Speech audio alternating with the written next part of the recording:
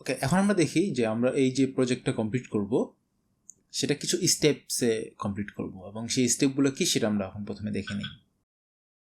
আমরা প্রথমে দেখব যে আমরা কনসোল থেকে কীভাবে ইনপুট নিতে পারি, এবং এখানে আমাদের যে চয়েসগুলো আছে সেগুলো প্রথমে ডিসপ্লে করাবো, যে যাতে ইউজার দেখতে পারে যে 1 নম্বরে অ্যাড টাস্ক, 2 নম্বরে ভিউ টাস্ক, 3 নম্বরে mark task as done, and 4 নম্বরে এক্সিট, এটা দেখতে পারে। এবং এরপরে আমরা ইউজারকে বলবো যে ওকে, এগুলো হচ্ছে চয়েস, এগুলোর মধ্যে তুমি কোনটা চুজ করছো। সে 1, 2, 3 বা 4 যে কোনো কিছু একটা দেবে, এবং সেই অনুসারে আমরা প্রসেস করব। কি প্রসেস করব সেই কাজটা আমরা পরবর্তীতে করব।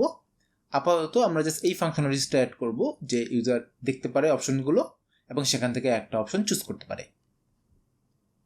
যেহেতু এখানে আমরা টাস্ক নিয়ে কাজ করব এবং আমাদের পুরো অ্যাপটা হচ্ছে সেই টাস্কগুলোকে ম্যানেজ করা, সো আমরা এই দুটা স্ট্রাকচার তৈরি করব। একটা হচ্ছে টাস্ক, যেটা ইন্ডিভিজুয়াল একটা টাস্ককে রিপ্রেজেন্ট করবে, এবং টু লিস্ট, যেটা অ্যাকচুয়ালি অনেকগুলো টাস্ককে ম্যানেজ করবে। অর্থাৎ টু লিস্টের মধ্যে একটা স্লাইস অফ টাস্ক থাকবে, এবং আমি টু লিস্টের মধ্যে এই যে অ্যাড টাস্ক, ভিউ টাস্ক এবং মার্ক টাস্ক এজ ডান এই মেথডগুলো তৈরি করে রাখবো, যেগুলো ফাংশনালিটিসগুলো আমরা পরবর্তীতে অ্যাড করবো, বাট একটা জাস্ট ডামি মেথড আমি ইমপ্লিমেন্ট করে রাখবো।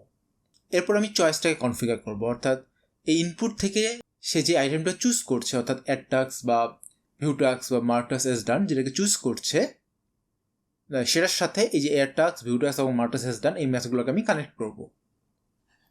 এরপর আমি অ্যাড টাস্ক, ভিউ টাস্ক এবং মার্ক টাস্ক এজ ডান এই মেথডগুলোকে ইমপ্লিমেন্ট করব, এবং সবশেষে আমি প্রজেক্টকে রান করব।